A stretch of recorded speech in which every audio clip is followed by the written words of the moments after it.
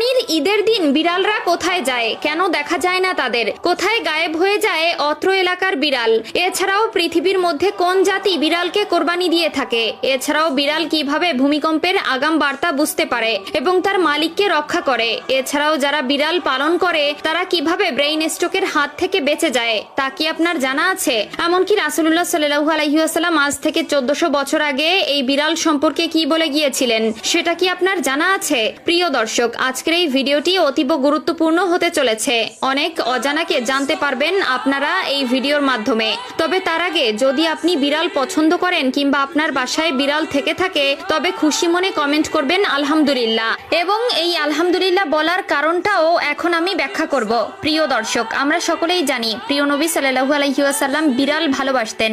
এই বিড়াল সম্পর্কে মহানবী সাল্লাল্লাহু আলাইহি ওয়াসাল্লাম কিছু হাদিস বলে গেছেন আমাদের, যার মধ্যে রাসূলুল্লাহ সাল্লাল্লাহু আলাইহি ওয়াসাল্লাম আবু দাউদ শরীফের 754 নম্বর হাদিসে ও তিরমিজি শরীফের 92তম হাদিসে বলেন, বিড়াল কোনো অপবিত্র প্রাণী নয়, বরং এটি তোমাদের গৃহপালিত প্রাণী। এছাড়াও রাসূলুল্লাহ সাল্লাল্লাহু আলাইহি ওয়াসাল্লাম আমাদেরকে বিড়ালের প্রতি দয়া করা নিয়ে একটি ভয়ানক হাদিস বলে গেছেন, যেটা সহিহ বুখারীর হাদিস নম্বর 3318 এবং সহিহ মুসলিমের হাদিস নম্বর 5717তে বলা হয়েছে, একবার রাসূলুল্লাহ সাল্লাল্লাহু আলাইহি ওয়াসাল্লাম এক মহিলার কথা উল্লেখ করলেন যে একটি বিড়ালকে বন্দী করে রাখায় তার উপর আযাব হয়েছিল, কারণ সে বিড়ালটিকে খেতে দেয়নি এবং মুক্তও করেনি যাতে নিজের খাদ্য সংগ্রহ করতে পারে। এছাড়াও আধুনিক গবেষণায় উঠে এসেছে যারা বিড়াল পালন করে বিড়ালকে ভালোবাসে ব্রেইন স্ট্রোক এবং হার্ট অ্যাটাকের সংখ্যা কমে যায়।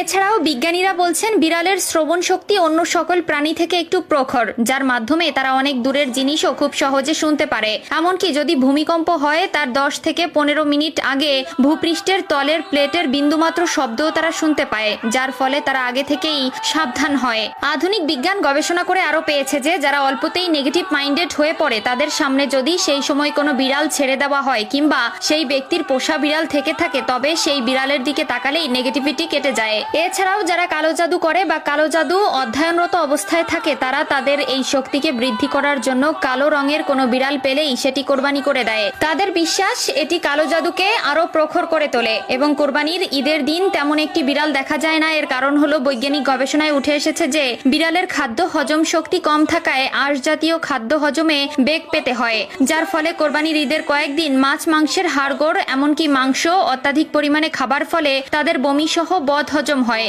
এবং তখন তাদের কাঁচা সবুজ ঘাস খাওয়ার প্রয়োজন পড়ে, যার ফলে তারা লোকালয় ছেড়ে নির্জন এলাকায় ঢুকে ঘাস খায় এবং বিশ্রাম নেয়। তাই প্রিয় দর্শক, বিড়ালের এত গুণাগুণ জানার পরেও যদি কেউ বিড়ালকে ঘৃণা করে তবে সে মূর্খ ছাড়া আর কিছু নয়। তাই তাদের বিড়াল পছন্দের বা যাদের বাসায় বিড়াল আছে তারা একবার কমেন্টে আলহামদুলিল্লাহ